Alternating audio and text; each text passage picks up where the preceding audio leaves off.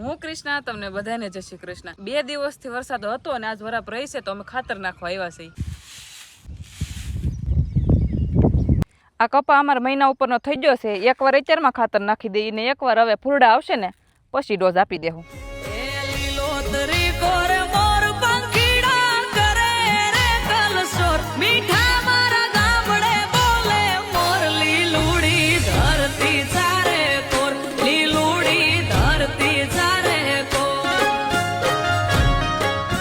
મને છે ને આ વાડીના બધા કામ કરતા ખાતર નાખવું બહુ ગમે, મજા જ આવ્યા કરે।